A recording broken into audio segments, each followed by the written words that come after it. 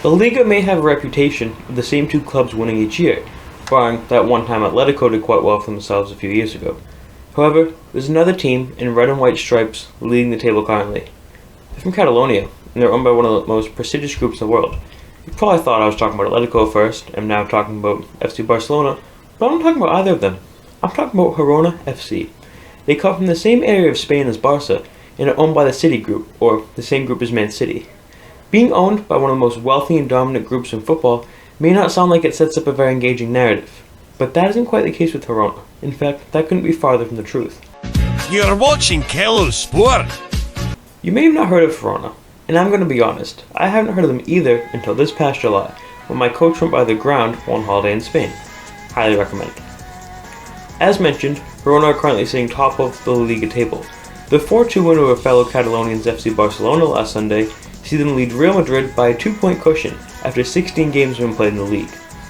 To put this into context, last season they finished 10th in the league, and the season before that they came in 6th. Not too bad 6th, not at all, except for the fact they finished 6th in the second division.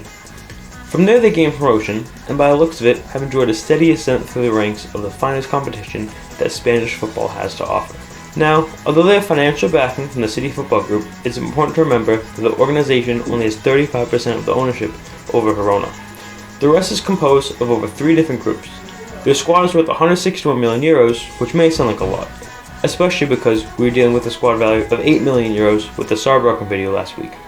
A video you should definitely go watch if you haven't already. However, it doesn't seem like much once you realize it's only the 10th most valuable squad in the Liga. For context, Brighton have the 10th most valuable squad in the Premier League. It's important to keep in mind that Brighton's squad is nearly 3 times as valuable as Girona's, which is a show of how much less money is in the Spanish game, or perhaps how much more money is in the English game. For added context, the Premier League club with the closest squad value to Girona is relegation contender Sheffield United, who come in at $154 million. Now, I get there's a good chance you're probably thinking it's less impressive to do well in Spain, as I said so myself, with less money. Surely a team backed by the same owners of Man City should be doing well in a division with 5 clubs less valuable than Luton Town. Even if the City Group just control 35% of the club, it's not there's no money in Spain. Obviously that isn't the case.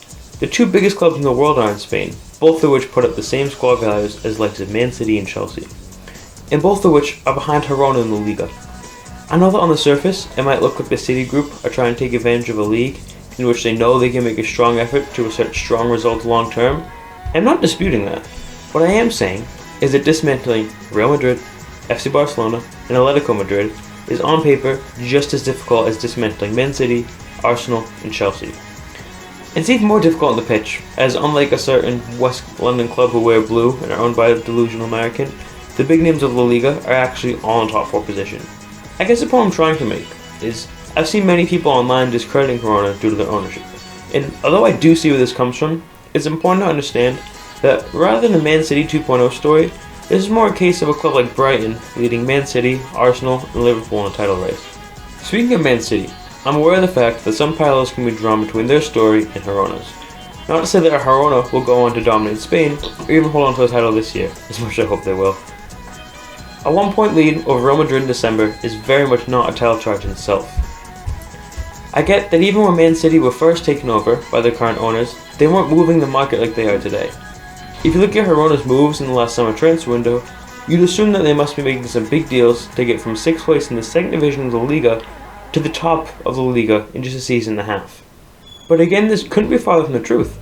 Girona spent $22 million on transfers this past summer, with the most expensive being when they paid Ukrainian side SK Dnipro €7.75 million for forward Artem Dovbyk.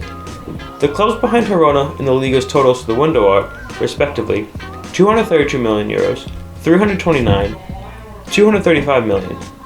I think you get the point. But yes, you heard that correctly. The overall distribution of financial resources may not be very prevalent in Spain, as most valuable club is over 20 times more valuable than the least valuable club, and Real Madrid themselves make up about a quarter of the worth of the entire league. However, this doesn't change the fact that Girona are competing with and defeating in head-to-head scenarios clubs that spend more than their entire squad's worth in one single summer. The squad is also full of uncut gems. Just take the goal scorers from the recent victory over Barca for example. Artem Dovbyk signed for €7 million as aforementioned. Miguel Gutierrez joined last season for $4 million, Valery Fernandez was worth $100k when they signed him, and 37-year-old captain Christian Stuani signed for €3.5 million from Middlesbrough back in 2017. I fully get the reluctance to dive into the romanticism of the story of Girona FC head first, given their owners, and given the knowledge we have of the stories that have happened in the past courtesy of the City Group. However, when you look at the facts, it's really not a similar story at all. It's an incredibly exciting story, and Girona certainly deserve their flowers for it. I get there's some concern on City using these minority ownership just to feed Man City at a low price, given that the City Group own 12 football clubs in the world and have at least 65% ownership in 7 of them. But I do think that idea is too new of a development for me to give too confident of an answer on right now, especially with the limited amount of information we have. Maybe that can be a video for another day. What I will say now is that we know the Premier League isn't going to do anything to stand in the way of it, and we can only hope that another league does it at some point. Football is certainly a different game than it used to be, and we need to hold on to these stories where we can, as they are becoming more and more precious with each passing year. I, for one, hope the Fairytale of Girona lasts for a little bit longer at the very least, and that the heroes of a Stadium Montalivi aren't torn apart from each other on the terms of soulless football corruption. Thank you very much for watching. Again, trying different style of videos. Please subscribe. Please like. Very appreciated. Until next time. You just watch kelusport. Be sure to subscribe for more, and don't forget to leave a like.